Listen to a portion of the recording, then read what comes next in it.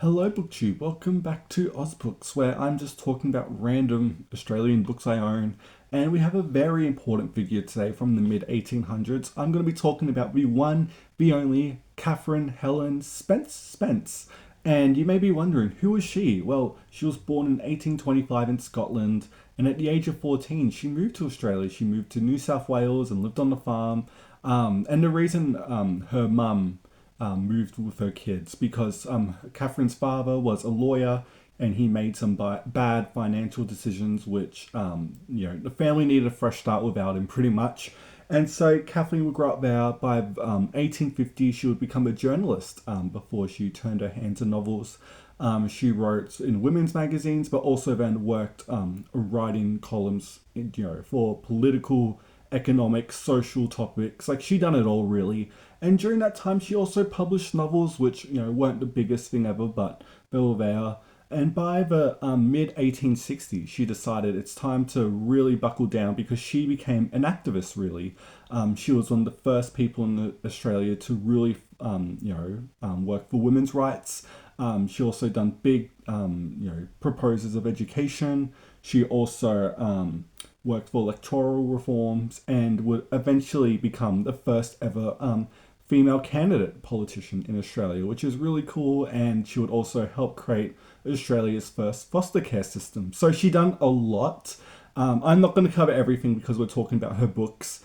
And what do I think about her? So she has a lot really when we're talking about her writing. She has a lot of novels. Probably, I don't even know how many to be honest, probably like 15-ish, like around there. Maybe a bit less, but I haven't read everything by her. Take this with a grain of salt because a lot of her fiction is just completely out of print. I'm going to be talking about two books here in particular, but also I've read a handful of her fiction, but I've mostly stuck to a non-fiction just because that's literally the only thing that's kind of available.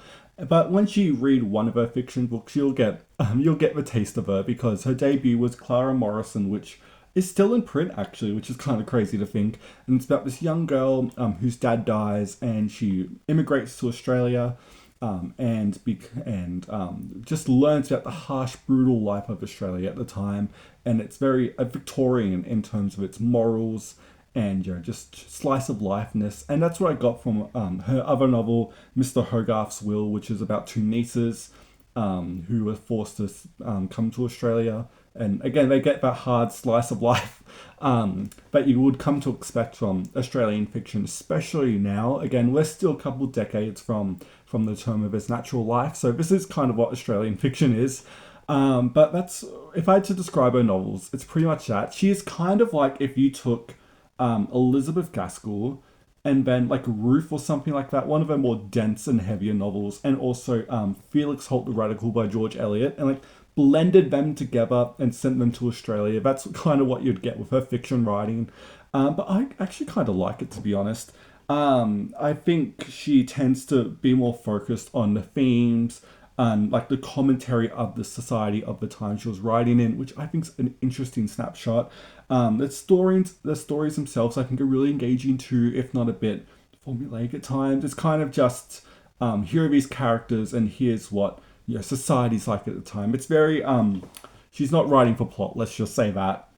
But I love the way she subtly exposes social structural realities at the time for young women. I think it's really interesting.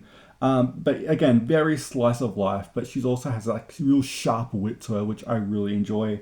Again, but I do think at the end of the day, her non-fiction is better. She's kind of like not Captain, oh my god, Wentworth, who we've talked about before, where his fiction, or at least for Wentworth, his poetry, is kind of the least interesting thing about him.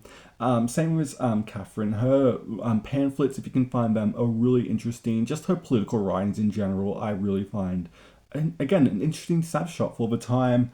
She also wrote an autobiography, which she didn't get to finish before she died, but that's really worth a read too. She does have a biography about her, and it's called, I wrote it down, Unbiting the Tongues by Women by Susan Mangeri, I think that's how you say it. Again, I think it's solid, but so I feel like she deserves a big, 600, 800 page book about her because that one I just mentioned was only 240 pages. Even if you just fill out the rest of the book with some of her writings. I think would be really good. But I don't think we're due for a big new biography of her. Again, she's one of those people where the fiction's okay. It's really good actually at times. I like it. But again, she just had a way more interesting life than anything she could come up with creatively. But I still think she's really worth a read, to be honest. If you find her, she's on Project Gutenberg. Go check out her autobiography. Go check out one of her novels. Give them a try. See what you think. Again, if you like the Victorians when it comes to the real morals and the sharp writing and all that, I think you'd kind of like her. Again, it's got that real sad Australian quality to it, especially again we're in the 1800s.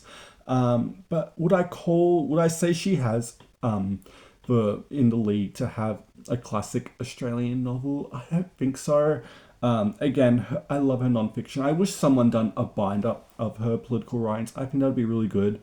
But I can kind of see why she's like remembered as a figure, obviously. But her writing is kind of on its way out, really. But again, I think it would be really cool to see back in print, at least a lot of it. But yeah, that's your Ausbook for today. Catherine Helen Spence. Have you read anything by her? Let me know what you think. Again, she's a figure more than she is just an author, but I still think she's very important to talk about, and her writings are really good if you can find them. So yeah, thank you so much for watching BookTube, and I will see you next time.